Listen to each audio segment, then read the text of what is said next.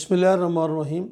آج کے اس مختصر ویڈیو میں میں آپ کے سامنے وہ 15 مختلف سٹیپس یا 15 مختلف کام رکھنا چاہوں گا جن پر ہم عمل کر کے اس آئسولیشن کے دور کے اندر اپنے آپ کو جسمانی صحت کے ساتھ ساتھ اپنی نفسیاتی صحت کو بھی برقرار رکھ سکتے ہیں۔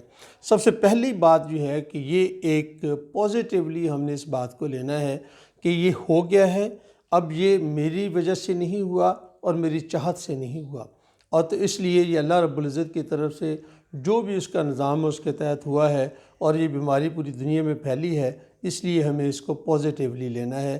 جب ہم اسے پازیٹیولی لیں گے تو اگلے سٹیپ جو ہیں وہ ہماری مدد کریں گے۔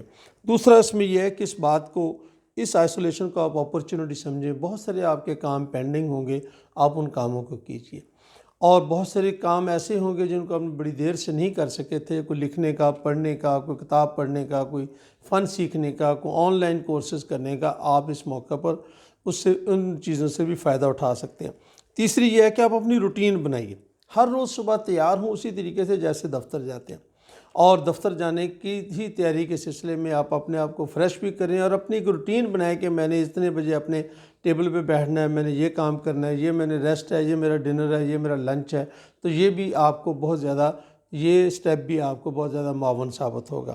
چوتھی بات جو ہم نے سیکھی کہ یہ، اور پورے دن کا ایک بریک اپ بنائیں۔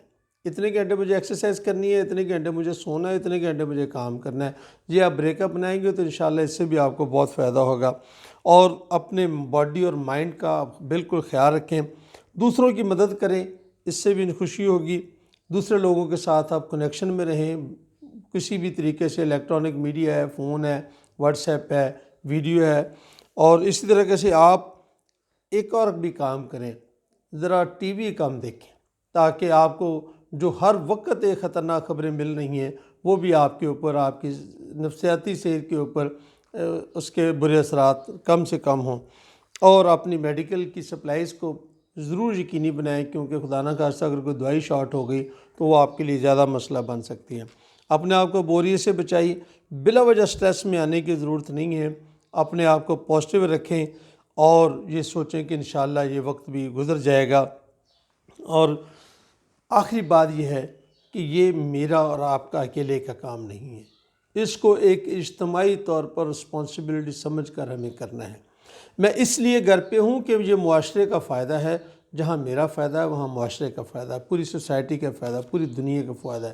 اگر یہ 15-16 چیزیں آپ کر لیں، اور اس میں اہم ترین چیز یہ ہے کہ اپنی روٹین بنائیں، روٹین کے مطابق اپنی صبح اور شام کریں، تو انشاءاللہ العزیز اس کے اثرات سے آپ، اس کے برے اثرات سے آپ بچ سکیں گے، اور جہاں ہم بچ جائیں گے، اگر ہم صحت مند رہے تو انشاءاللہ العزیز ہمارا معاشرہ بھی صحت مند رہے گا، اور یہ وقت جو بڑا ہی تکلیف دہ ہے یہ بھی گزر جائے گا۔ بہت بہت شکریہ۔